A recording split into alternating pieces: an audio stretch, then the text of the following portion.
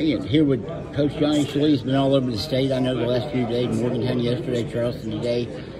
Coach, first of all, you win the Van Meter Award as the Coach of the Year for all. It's not just football. I mean, it's for all sports. What's it mean to you? Well, it means a lot, and I appreciate all the sports writers down south, especially yourself and Gary and all the other guys who just really pushed for it, I'm sure. But it means a lot because, been around a lot of good coaches, so hopefully I'll be worthy of it. I'm kind of humbled by it. I think it means, like I said in the state championship, I think it means a lot more now than it would if I was, younger in my career, because I think I appreciate it a little bit more. Same way with the state championship, I guess. You said that at Wheeling Island out back in December when you won it. Probably means more now. Same thing? It does. And, some of the guys that's on the list, that's won it before me, to be mentioned in the same name with those guys is pretty humbling, Well, you obviously deserve it. You've done a great turnaround job there at Independence. I know you've said it many times, not just you, but everybody involved. But you're the pilot of that ship. And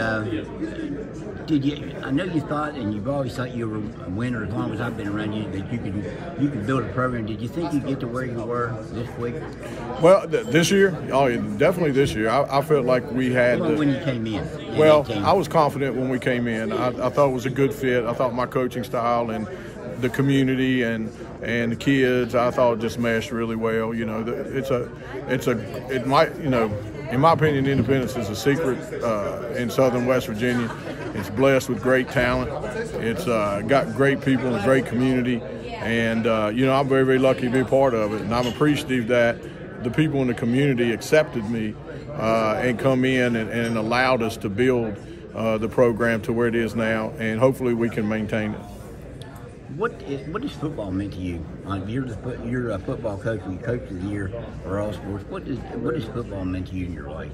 Well, I was a water boy back in 1965. So other than the 4 years I was in the Marine Corps, I've been on a football field somewhere.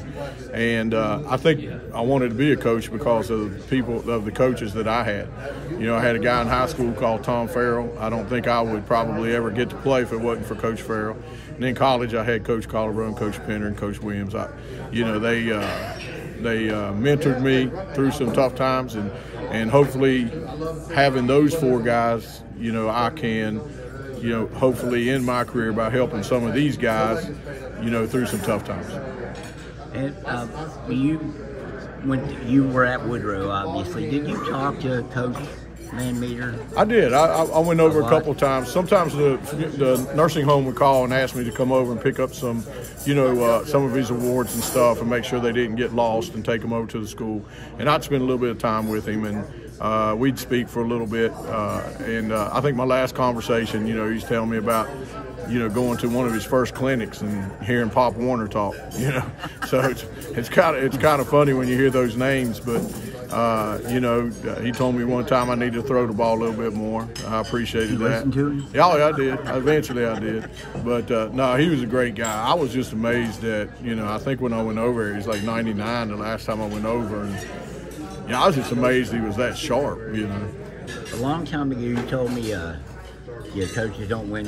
You don't win with X's and O's. You win with Jimmy and Joe's. I think you told me a long time ago. It's a pretty well-known thing. I think in football, but what do these kids mean to you? Well, like I said, Judah was one of the toughest guys you ever coached. Oh, he is. I'm gonna tell you what he is. I mean, I've had some tough guys. I mean, I really have, but there's nobody that I've coached that's had the work ethic and the toughness and the leadership all built into one. And he's the alpha dog. I've said that all along.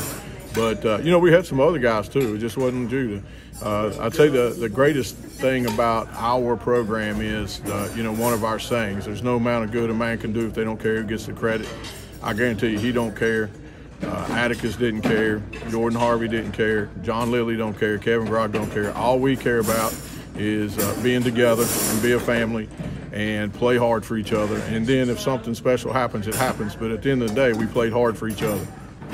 I want to give you a chance to mention, and you don't get this far in your profession or mine either without your wife standing behind you. I know that you mentioned that in your speech. Well, yeah, I mean, you know, a lot of times the coaches' wives, and I think a lot of people might watch this, their coaches, you know, their coaches' wives go through a lot. I mean, we've had our house paintballed, we've had our cars tore up, we've been destroyed on social media, and we get to go out on Friday nights, and you know, we get to try to correct those things and have time. But sometimes the wives, they got to sit up in the stands and they got to listen to that stuff. And she's only missed one game. The one game as a head coach that I've had, and that's because we had 2 sick babies at home, and we were playing up in Jefferson County, so that's a 5-hour trip away. But you know, honestly, I wouldn't be here without her. You know, she's raised 2 kids pretty much by herself. You know, and your sons have turned out pretty good, and you know they've been with you through this journey too. And now they're involved in sports to this day. I mean, one of your sons is assistant coach down in Concord, I think, a lead recruiter. So I mean, yeah, he's been coaching college ball for 6 years. I think he does a pretty good job. And you know, my oldest son, you know, he runs 2 businesses that are football. He owns 2 businesses that are football related. So, you know, football's our business, and you know, I was fortunate enough this weekend to have all 3 of us on the same field up in Morgantown, and that's always fun for me to have us all together. It's probably been a while since they were playing with you. Yeah. Oh yeah, yeah. It's tough to get us all together these days. You know, and even my daughter-in-law is the head trainer at Concord. So football's our business, and you know that's what we like to do. Well, John, I would say the sports writers, we don't always make the right decision, but I think we did with the Van Meter Award. Well, Congratulations. Yeah, I appreciate it, and I know I wouldn't have got it without you guys, so I appreciate you guys. I think we both started about the same time, so you've seen every bit of the good and every bit of the bad. So hopefully the remainder of our careers we get to see good stuff. Well, it's been a pleasure these last 4 decades almost. Can you believe that? Well, it is 4 decades: 80s, 90s, 2000, 2010. 2020 is 5 decades, my friend. Let's keep going. Yeah, I know. Let's do it, brother. Thank you so much.